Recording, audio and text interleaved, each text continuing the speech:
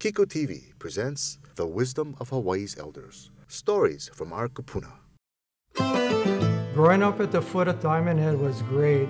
Our family home was there for 40 years. The mountain was our playground.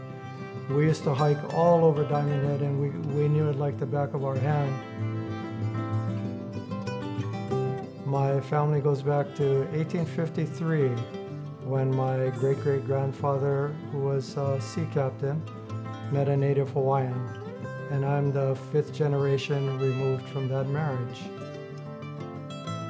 My dad, of course, was born and raised here. He was a quarter Hawaiian.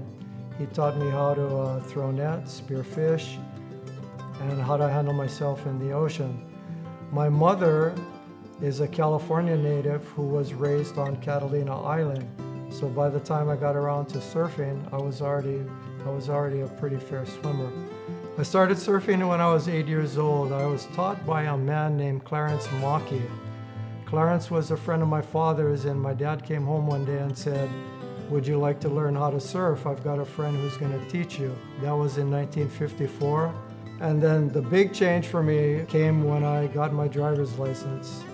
So my friends and I were all driving, and we started going around the entire island just surfing every spot we could. I wanted to know what it was like to ride a board that was made out of traditional Hawaiian surfboard wood. So I was able to get some Willy Willy. This board also has 6-ounce fiberglass on the top and the bottom because I ride this a lot at Publix, and the reef out there is unforgiving.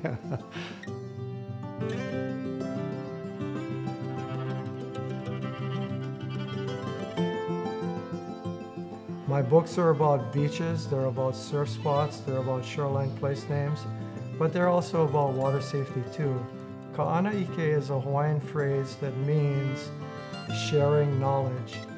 And I'm really a firm believer in sharing knowledge of all kinds. But especially as a surf historian, as a cultural researcher, I try as much as possible to share whatever it is that I can find out about Hawaiian culture. That body of knowledge is something that I've contributed to the history of the Hawaiian Islands. I intend to continue that, which is continuing Ka'ana'ike, sharing knowledge. And the other thing that I'm going to continue doing is surfing. I consider myself to be a lifelong surfer, and I'll keep at it as long as I can.